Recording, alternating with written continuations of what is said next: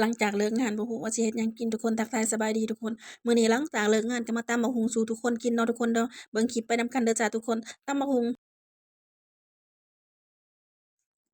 จอยนี่คือจอยมักสับด้วยมีดสับแบบโบราณแบบบ้านเฮาเนาะจ้ะจึงจะแซ่บทุกคนนี่จอยก็สิเป็นคนตำหมูก็สิเป็นคนสับประมาณนี้แหละเพราะว่าจอยมักเส้นสับจอยบ่มักเส้นขูดทุกคนไผมักกินเส้นสับคือกันกับจอยคอมเมนต์บอกกันแหน่เด้อจ้าจอยคิดว่าเส้นสับมันสิเข้าเนื้อเข้าหนังเข้าน้ำ นัวมากกว่าเส้นขูดแม่นบ่มันก็แล้วแต่ทุกคนมักเด้อทุกคนไผบ่มักเส้นแซ่บก็เลื่อนผ่านได้เลยนะจ๊ะส่วนผสมก็บ่มีหยังหลายตำบักพริกบักเผ็ดบักนาวปลาแดกหยังคือตำบ้านเฮาแหละแต่ขาดบ่ได้คือมะกอกเด้อจ้ะจอยเป็นคนที่มักกินตำบักหุ่งใส่มะกอกคอมเมนต์บอกกันแหน่ไผมักกินตำบักหุ่งใส่มะกอกจอยนี่มักกินตำบักหุ่งใส่มะกอกเป็นหยังที่แซ่บเนาะคือว่าแหละของกินก็ขึ้นกับผู้มักทุกคน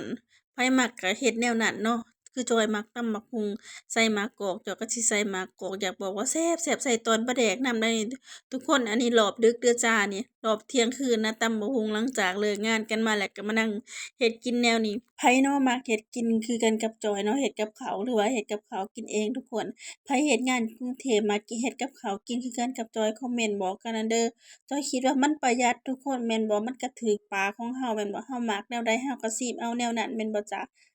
แล้วก็สิประมาณนี้ตำบักหุ่งรสชาติก็สิออกเผ็ดนัวเนาะทุกคนเนาะเปรี้ยวหวานจอยมักกินไผมักกินรสชาติแนวใดคอมเมนต์บอกกันแหน่เด้อทุกคนจอยหั้นมักกินเปรี้ยวหวานเนาะจ้ะแต่ละมื้อแต่ละเดย์ก็บ่ฮู้ว่าสิกินหยังเลิกงานมาก็กินอาหารบ้านเพิ่นก็บ่แล้วเขาเนาะทุกคนต้องอาหารบ้านเฮามาเด้อจ้า